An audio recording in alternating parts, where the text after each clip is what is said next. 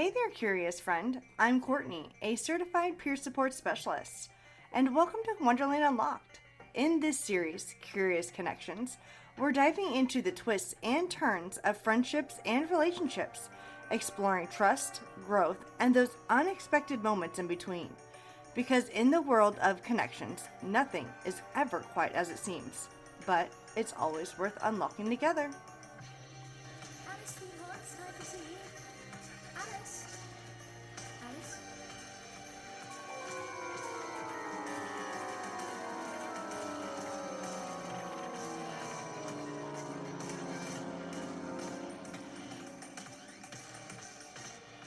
Welcome back to Wonderland Unlocked. This is where we step through the looking glass of our relationships, exploring the curious, the complicated, and the downright confounding.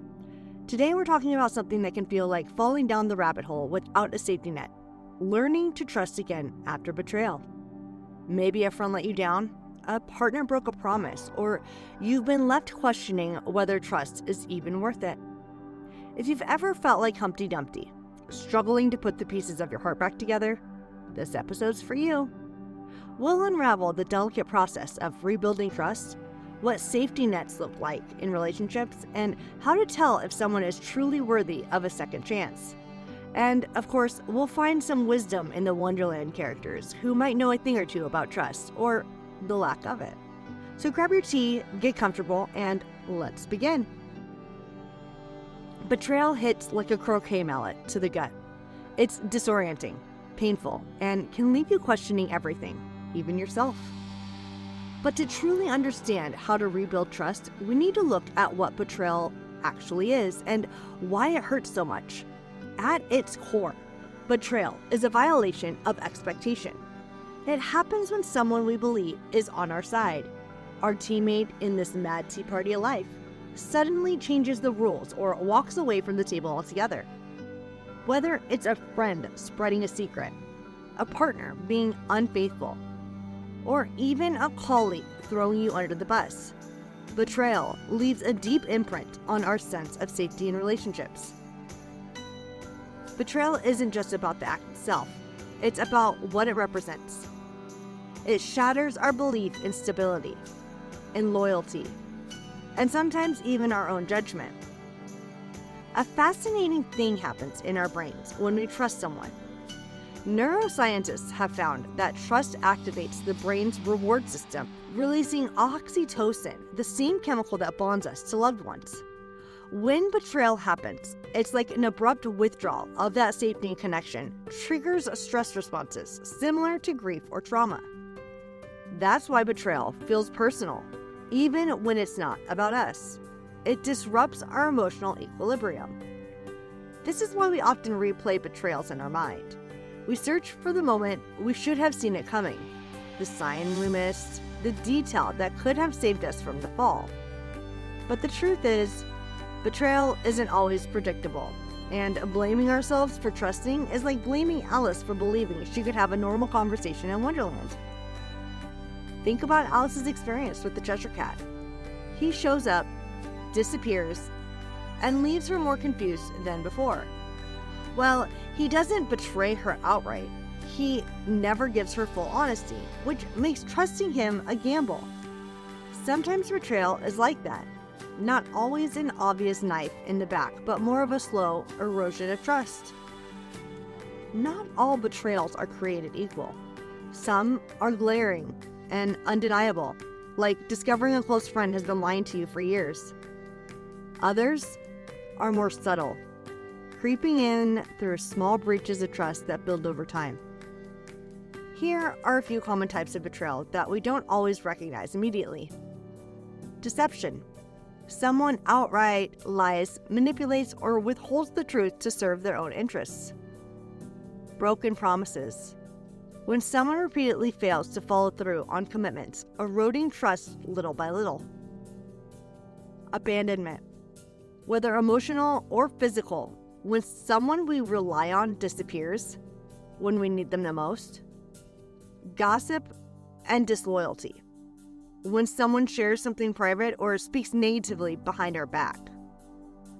Betrayal of self. This is an interesting one. Sometimes we betray ourselves by ignoring red flags, staying in toxic relationships, or not standing up for our needs. It's worth noting that betrayal doesn't always come from malice. Sometimes people betray us out of fear, weakness, or their own unresolved issues. But even when the intention isn't to hurt us, the impact is still the same. In Alice in Wonderland, Alice meets characters who are constantly shifting in their reliability.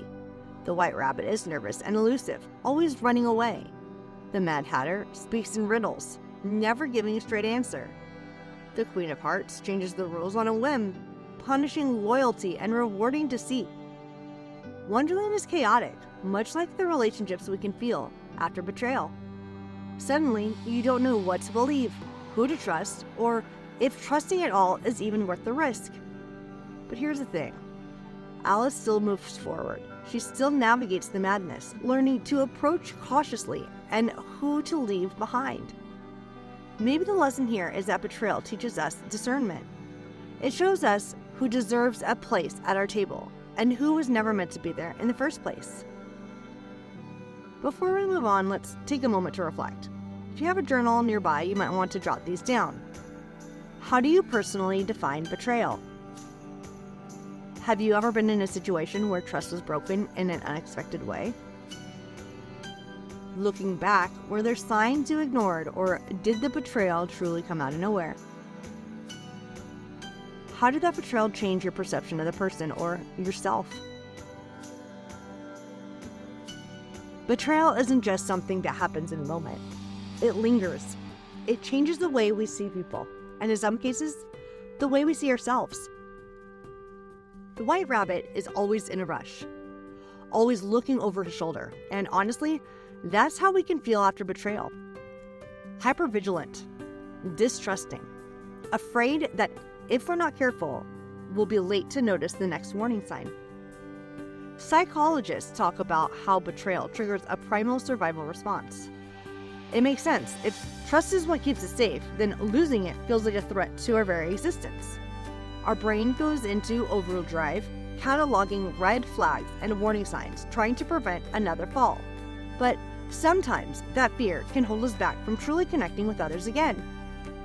One of the hardest things about betrayal is that it often feels like a direct reflection of us, our choices, our judgment, even our worth.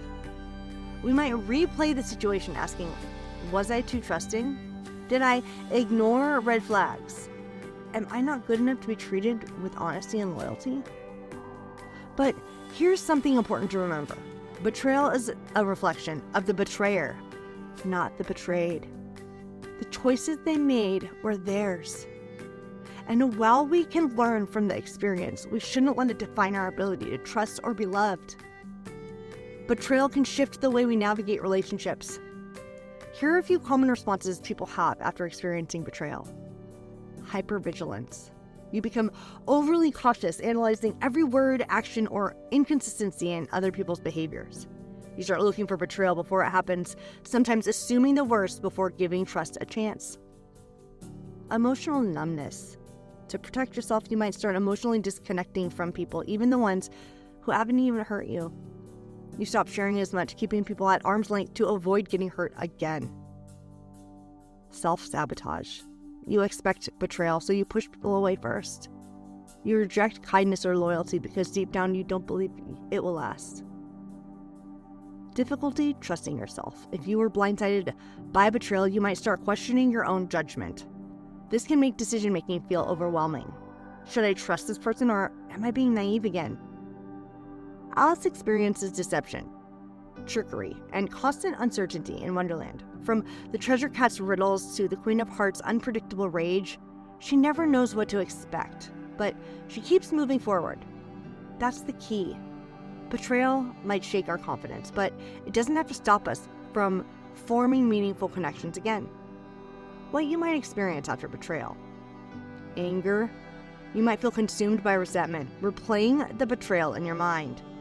It could be directed at the person who hurt you, at yourself for trusting them, or even at the world for being unfair. Self-doubt. How did I not see this coming? Did I deserve this? Am I just bad at choosing the right people?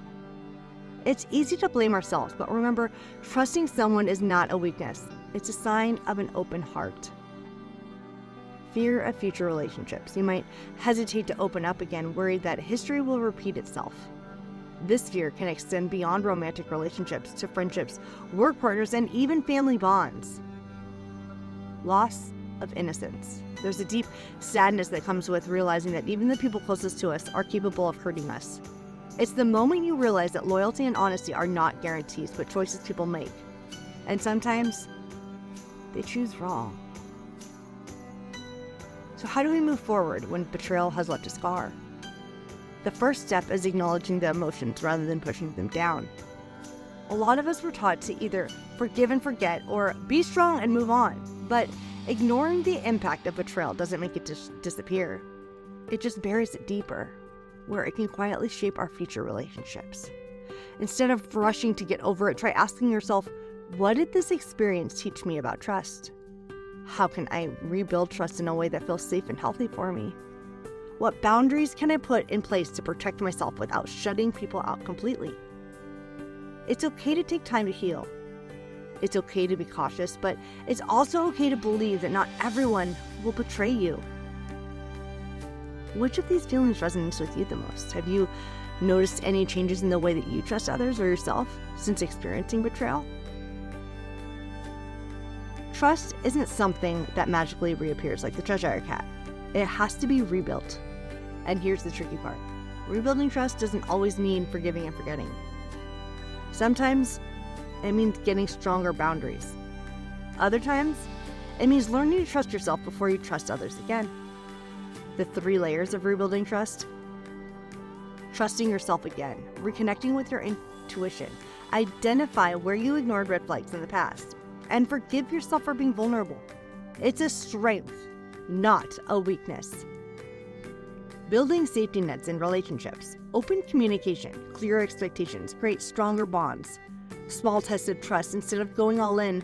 Start with a small moment. Actions over words. Promises mean nothing without follow through. Knowing when to walk away versus when to rebuild. The doorknob in Alice in Wonderland is a great metaphor. He tells Alice, nothing is impassable if you have the key. Sometimes we hold the key to moving forward, but sometimes the door is better left closed. Who in your life has proven themselves trustworthy? What are some personal safety nets you can put in place moving forward? Forgiveness is often painted as this grand, noble thing. But is it necessary to rebuild trust? The Queen of Hearts certainly wouldn't think so. She'd prefer an off with their heads approach. But in reality, forgiveness isn't about excusing behavior. It's about freeing yourself from carrying the weight of resentment. You don't have to forgive to move forward, but you do have to release the hold that betrayal has on you. Sometimes that means letting go of anger. Other times, it means making peace with the fact that trust might never be the same again. The 2 sides of forgiveness. Forgiving the other person, only if they've shown real remorse and change. And forgiving yourself for trusting, for missing signs, for just being human. Do you feel pressured to forgive? Why or why not? Trust, once broken, is never quite the same. But that doesn't mean it's gone forever. Like Alice navigating Wonderland, we learn to grow and we choose where to place our trust. Some people deserve a second chance, and others, well, maybe they belong in the past. Before we go, I want to leave you with this. Trusting again doesn't mean being naive. It means being wise, setting boundaries, and choosing who is worthy of your belief. If today's episode resonated with you, I'd love to hear your thoughts. Share your experiences, leave a comment, or connect with me on social media. And if you know someone who needs to hear this, please pass it along. Until next time, keep unlocking the wonder in your world, one curious connection at a time.